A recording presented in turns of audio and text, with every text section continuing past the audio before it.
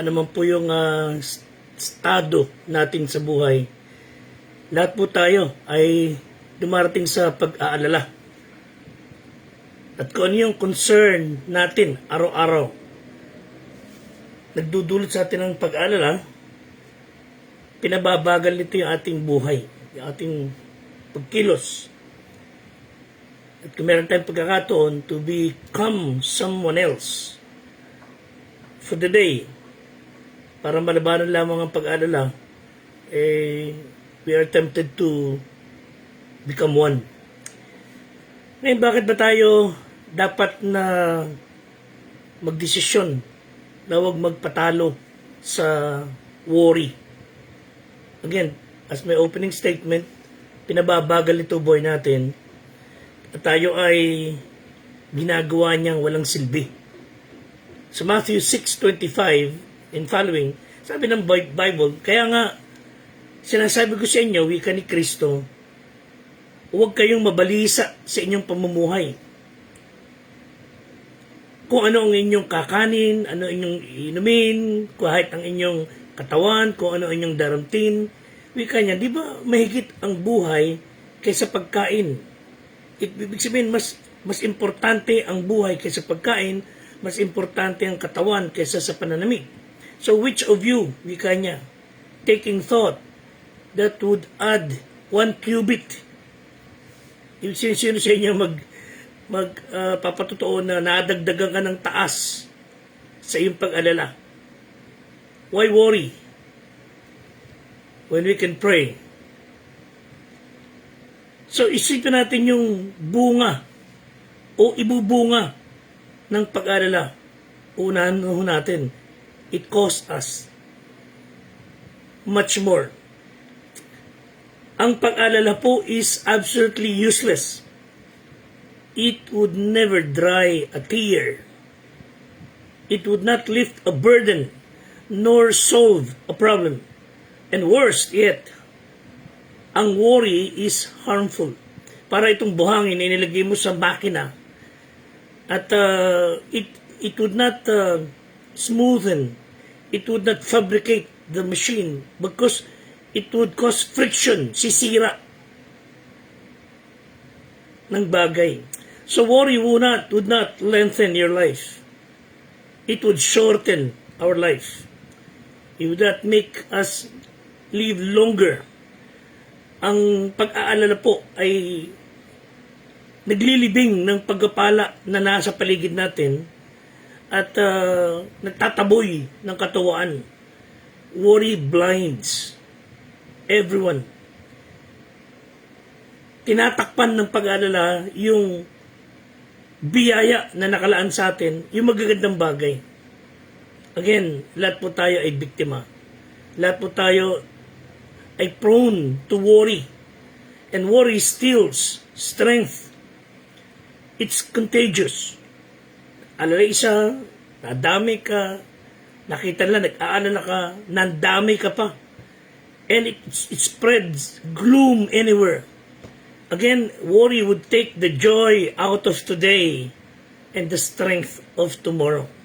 So when we pile, pag inipon natin at piniyagan natin na tayo makontrol ng pag-aalala, again, it would line up all the trouble, all the weaknesses of today and tomorrow. At bukas, wala ka ng halos sininga. Because you've been carrying all the troubles of tomorrow, of the future, today. Double load ang ginagawa nating pahirap sa ating buhay. Setting aside pa yung pagpapasakit natin ng kalooban ng ating Ama sa Langit. Because worry would hurt. It wounds the heart of God. Hindi po nakakaluwalhati. Matthew 6 verse 30, ngunit kung pinararamtan ng Diyos ng ganito ang damo sa parang ngayon ay buhay at sa kinabukasan ginagatong sakalan, hindi ba lalong-lalo na kayong pararamtan niya o kayong mga kakaunti ang pananampalataya? So worry is an insult. Insulto sa Diyos. Para bang sinasabi natin, Panginoon, hindi totoo yung Romans 8:28. Parating sinasabi sa Diyos na walang nangyayari sa buhay. We are living like a pagan, thinking like the world, not someone na mayroong ama sa langit. Kung kayo Kristiyano, kung kayo ay tunay na mananampalataya, you have the Heavenly Father. Tayo ay mayroong ama pinakamakapangyarihan sa lahat. Daig pa sa mga pangako ng politiko. Wala ni katiting na magagawa ang mga tao. You have our Heavenly Father. Ang gagawin lang talaga natin pagtiwalaan siya. Sa verse 32, sabi ng Bible, sapagat lahat ng mga bagay nito ay siyang pinaghahanap ng mga hintil. Yamang talastas ng inyong sa kalangitan na kinakailangan niyo lahat ng mga bagay na ito. Kapag tayo pinag-alala, wika ng Biblia, iniinsulto natin ng Diyos, we are making Him unable. Parang sinasabihan natin ang ating sariling walang magagawa ang Diyos sa ating kalagayan. When in reality, tayo ang walang silbi. Someone loves us so much na ibinigay niya kanyang anak. He who spared not His own Son. Sa Romans 8:32, ibigay na nga niya ang kanyang anak. Nagsakripisyo na ang kanyang anak. Hindi ba niya kaya ibigay yung mga bagay na pangailangan natin? Lagi ko itinatim sa isipan natin yan. Sa atin, sa amin, sa aking sarili. Kung naibigay nga niya ang kanyang bugtong na anak, the only begotten Son, how much more He would even give your needs na natin sa Kanya. God knows lahat ng bagay sa atin. In fact, He knows more about you than we know ourselves. Ang problema lang kasi sa atin, we do not trust Him that much. Nauna naman niya tayo, pero tayo ang magdudusa at nakakasakta ng kalooban ng Diyos. Sa kabila ng sinabi ng Diyos, not a sparrow falls. God will always be there. Even the very hair ng ating ulo ay alam niya, bilang niya. Ang ating Ama sa langit knows everything and He cares about us. He loves us. Mahal tayo ng Diyos. Enough na lahat ng ating saloobin, pasanin, naunawaan ho niya. So, let's try to wipe out worry. How? Of course, do not worry about personal needs. Dapat kong sabihin sa akin lagi yan. Bilang ministro, leader ng kawan, so much needs, hindi lang sarili ko, kundi ng ibang mga kapatiran, kasamahan, kapastoran, not only thinking of our own needs, kung pwede nga lang, akin na lang iintindihin ko, but we are to think about other people's needs. So, if I would worry, hindi po masusolusyonan ng problema. We should not worry about our personal needs, appearances, or future. Sabi ng isang author, worry is like a rocking chair. It gives you to do something but never gets you anywhere. Isang tunay. Tumba-tumba ang inuupuan mo, gumagalaw ka, pero you're not getting anywhere. So tulungan tayo ng Diyos na labanan, itakwil ang pag-alala. Matthew 6:26, masdan nyo ang mga ibon sa langit, di sila naghahasik, ni nagsisigapas, ni nagtitipon man sa mga bangan, at sila'y pinakakain na inyo mga sa kalangitan. Hindi ba lalong higit ang halaga nyo kaysa sa kanila? Yung ibon sa parang, Lily of the Valley, inaasikaso ng Diyos, kayo pa, wika ng Biblia, ikaw pa. Matthew 6:28-30, tungkol sa pananamit, bakit kayo nababalisa? Wariin nyo ang liryo sa parang kung paano nagsisalki, di nagpapagal, di nagsusulid. Gayon may sinasabi ko sa inyo na kahit si Salomon, sa buong kaluwalhatian niya ay hindi nakapaggayak na gaya ng isa sa mga ito. Ngunit, kung pinararantan ng Diyos ng ganito, ang damo sa parang, na ngayon ay buhay at sa kinabukasan ginagatong sa kalan, hindi ba lalong-lalo na kayong pinararantan niya o kayong kakaunti ang pananampalataya? Nakakainsulto sa Diyos na tayo magdududa when He He has been faithful through all those years na tayo nabuhay. Kayo ang tanungin. Hindi nyo na mabilang kung paano ang Diyos tumugon sa ating panalangin. Matthew 6:34, kaya't huwag nyong ikabalisa ang sa araw ng bukas sapagkat ang araw ng bukas ay mababalisa sa kanyang sarili. Sukat na sa karawan ng kanyang kasamaan. So, worry can be wiped out if we would focus on Him instead of our needs. In first place, siya naman ang talaga makapag-provide. Prayer wipes out worry. Again, why worry when we can pray? Sabi ng isang pastor, the more you pray, the less you panic. The more you worship, the less you worry. And you will feel more patient and less pressured. Philippians 4:6-7, huwag kayong mabalisa sa anumang bagay kundi sa lahat ng mga bagay sa pamamagitan ng panalangin at daing na may pagpapasalamat, ipakilala niyo ang inyong mga kahilingan sa Diyos. And the peace of God which passeth all understanding shall keep your hearts and minds through Christ Jesus. Proper priorities wipe out worry. Ang sabi ng PNP, OLC's advisor, always put God first in your life and He will bless everything that you do. Very well said. Matthew 6:31, kaya huwag kayong mabalisa na magsabing ano aming kakanin, ano aming iinumin, ano aming daramtin, sapagkat ang lahat ng mga bagay nito siyang pinaghahanap ng hentil. Yan ho ang katangian ng mga hindi Kristiyano. Ipag-alala ang lahat ng mga bagay. Hindi naman sila natutulungan. Yamang talastas ng inyo, Ama, sa kalangitan na kailangan nyo ang lahat ng mga bagay nito. Ito susi. Labanan natin ng worry. Matthew 6:33, but seek ye first. Seek ye first. Dapat munang unahin ninyo. Seek ye first the kingdom of God and His righteousness, and all these things shall be added unto you. Subok na ho natin yan. So, ang hamon sa atin, we all should not worry. Tanda natin kung bakit tayo hindi dapat magpatalo sa pag-aalala.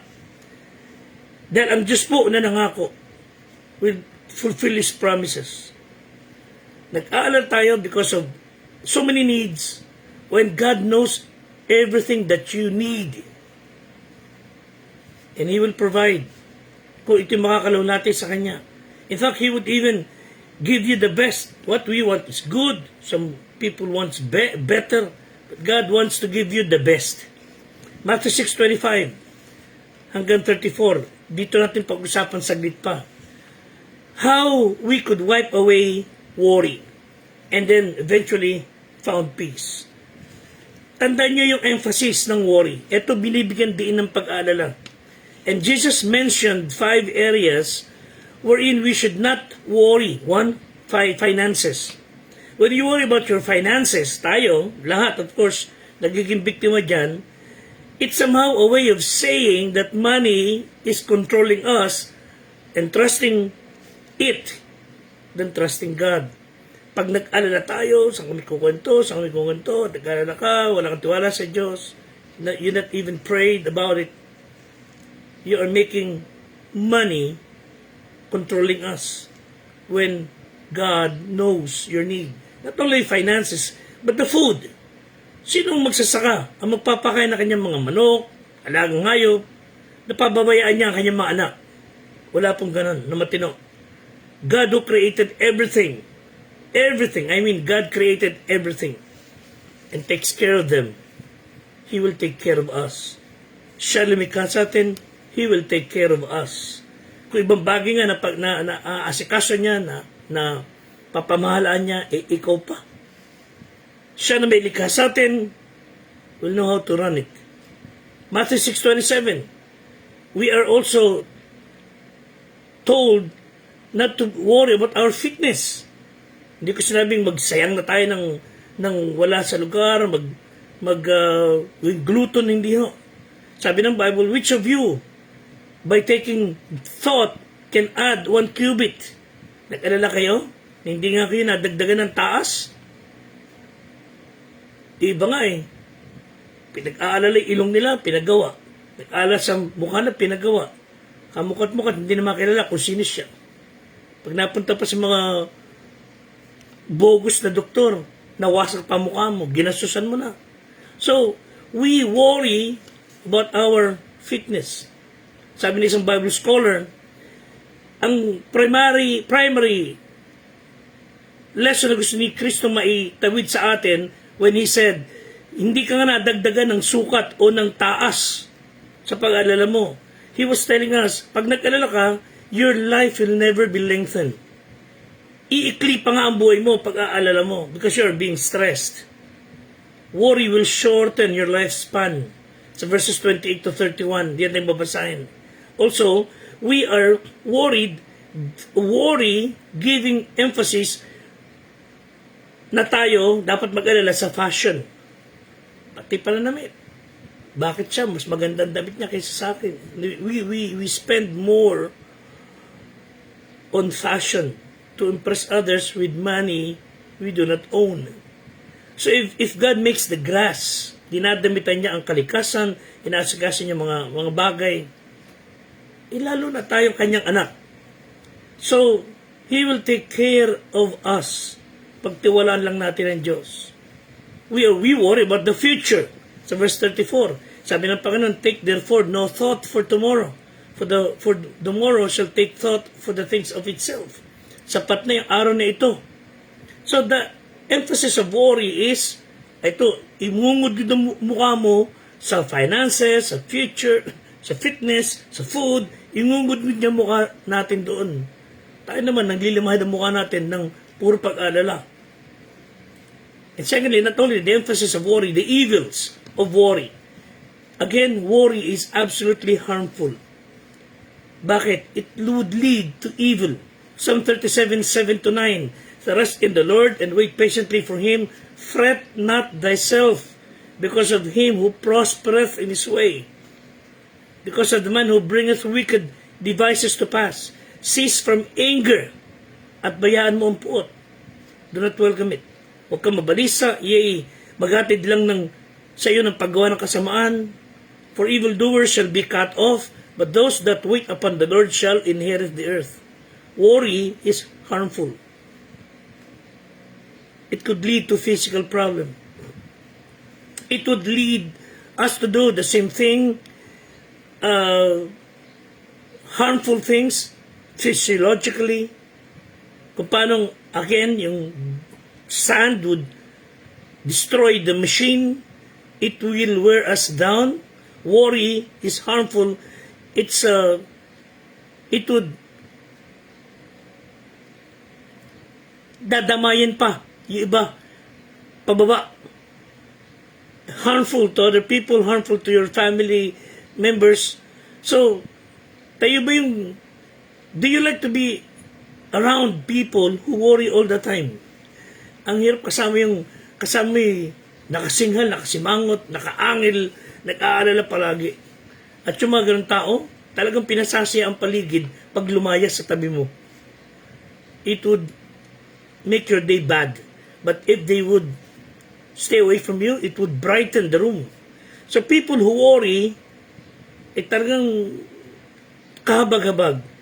They need our concern and love. Tulungan natin sila na sila ay umalis sa pag-aalala. Worry creates a wound that would break God's heart.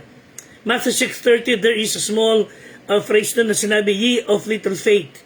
Bakit to? Nakaka-insulto kasi sa Diyos eh. Kumbaga, I have all the power, sinasabi ng Diyos, and that you do not trust me. Iniligtas ko na nga kaluluwa mo. Yung pampangailangan mo, di ko ibigay. It's an insult. If we worry, we are telling God, I don't trust you. Masakit to yun sa Diyos. Matthew 6:32 compares warriors sa mga pagan, mga taong walang kinikilala ng Diyos. For after all these things, do the Gentiles seek. Alam mo na ating Ama sa langit yung pangailangan natin. So Jesus is saying that we are acting like pagans when we worry. So the emphasis of worry, the evils of worry. Number 3, the escape. Takasan natin. Ang first solution to our worries is to know the Father factor. Ibig sabihin, nakarating na ba sa ating kaisipan that you have that Heavenly Father, na meron kang Ama sa langit, who is responsible na pangalagaan ka?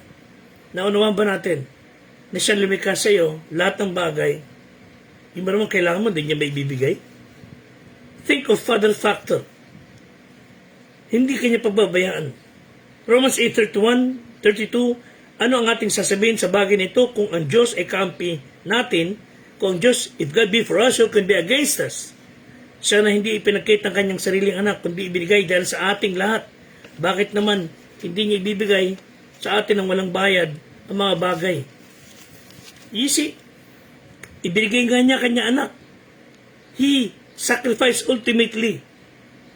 Yung kayong pangailangan mo, di pa niya kaya ibigay. Not only Father factor, pangalawa, focus factor. Worry is a sign that we are not focusing on the Father. Inaalis ng worry yung focus natin sa Diyos. Again, Matthew 6:33, seek ye first the kingdom of God and His righteousness, and all these things shall be added unto you. Finances, food, fitness, fashion, and future. Jeremiah 29:11 and following, for I know the thoughts that I think toward you, said the Lord, the thoughts of peace, not of evil, to give you an expected end. Then ye shall call upon me, and ye shall go and pray unto me, and I will hearken. Ye shall seek me and find me, when ye shall search for me with all your heart. So, hindi lamang Father factor, focus factor, thirdly, future factor. So, you may think that the devil is causing you a problem. Think that God is always in control. He may send sometimes sunshine. He may send sometimes rain. The worst thing that can happen is for sinful people like us to experience no trouble in life. Huwag niyong takasan ng mga pagsubok. It would make you strong. Hayaan lang natin ang Diyos kumilos. Huwag kayo maging dahilan ng trouble, huwag kayo maging cause. But sometimes He would send rain and sunshine. Why? Para tayo tumibay. Pero minsan, kaya tayo nagkakaroon ng siliranin, sometimes we never seek Him. You see, God gives us enough trouble every day to cause us to turn to Him and to get the grace na sufficient for the day. So every time, ano man may siliranin tayo, huwag yung takasan. Ask God for strength and grace. Lahat ng bagay magiging maayos. So if you take things that belong bukas, kinuha mo na yung pag-aalala bukas para ngayon. Para mo kinuha lahat ng ulap na maitim at kinalapulan mo sarili mo ng bagyo bukas, minadali mo. Inalis mo yung lakas mo bukas dahil pinabayaan nating makontrol tayo ng pag-aalala. And the worry has a high cost. It seems like you are borrowing trouble.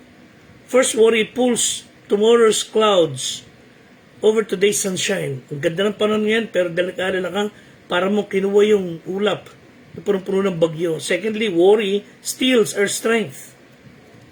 Thirdly, worry can produce the very thing na talaga ipag-aalala mo. So tomorrow, bukas, has two handles. Sa buhay natin, pagharap mo bukas, fear and faith. You can take either of them. So, you may take the handle of fear, ano mangyayari sa'yo?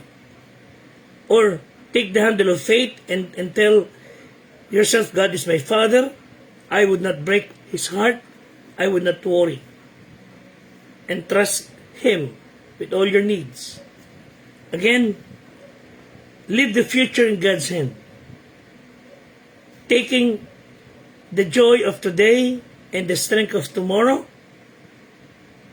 worry. Never worry when we can pray. Lahat po tayo dapat sabihan, paalalahanan, lalo ng mga leader. Dahil may mga taong nakatingin sa atin umaasa. If you are down, they will also be down. So kung tayo po ay upbeat, masiglang, titiwala sa Diyos, you will be contagious. God bless us all, and may God help us to wipe out worry. Please continue to pray for Squad 240 sa pangunguna ni Patrolman Tyrone Espinosa, Patrolman Reginald de la Cruz, Patrolman Francis Lloyd Legardo, Police Corporal Joderick Benedictus, Police Staff Sergeant Adeo Burgess, Police Master Sergeant Fernando Datig, Police Master Sergeant Rudolph Cesar Ramos, Police Master Sergeant Ryan Garcia, Police Senior Master Sergeant Will Ray Guillermo, at ang aming squad leader si Police Executive Master Sergeant Sir Joseph Aquino. Patuloy natin pag-pray po ang ating squad at ang PNP Santa Maria.